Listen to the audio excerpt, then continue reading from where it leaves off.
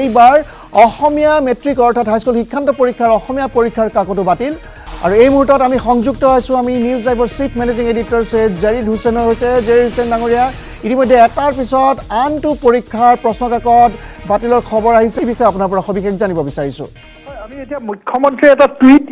কিছু সময় পূৰ্বে মুখ্যমন্ত্ৰী এটা টুইট কৰিছে য'ত তেওঁ কৈছে যে it has been brought to my notice that the arrested accused center in charge of Louis Khabalu Higher Secondary School has during interrogation confessed of leaking Assamese paper as well. In view of this, I have advised SEBA to reschedule Assamese exam as well also. এটা প্ৰশ্নটো হৈছে যে অসমীয়া paper ফাদিল কৰাৰ কথা কৈছে এই যে যিগৰাকী ইনচাৰ্জ আজি লুইট খাবলো এৰেষ্ট কৰিছে তেওঁক আজি ইতিমধ্যে আমাৰ ভিজুৱেলছ স্ক্ৰীনত দেখুৱাই আছে সেই মানুহজনে কৈছে যে অসমীয়া পেপাৰখনো লিক কৰিছে এই পৰিপ্ৰেক্ষিতত অসমীয়া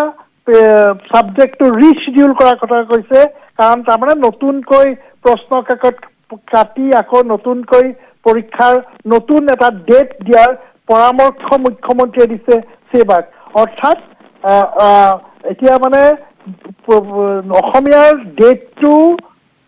মই একদম এক্সাক্টলি শিওৰ নহয় মোক যদি প্ৰডিউচাৰে ক'ব পাৰে যে অসমীয়া পেপাৰখন হৈ গ'ল নে হ'বলগীয়া আছে সেই কথাটো যদি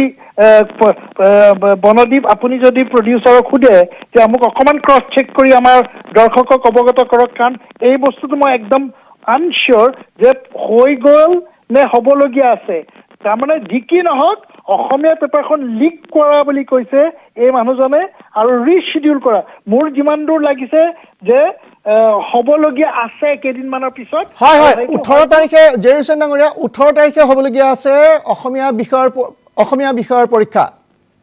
তাৰ মানে পুৰখিলে হ'বলগীয়া পৰীক্ষাটো পুৰখিলে নহয় মুখ্যমন্ত্ৰীয়ে নিৰ্দেশ দিছে আই have এডভাইজড SEBA to reschedule Assamese exam also. অৰ্থাৎ 18 তাৰিখৰ অসমীয়া পৰীক্ষা নহয় বুলি যদি মই কওঁ ভুল নহব হয় না বনদীপ হয় হয়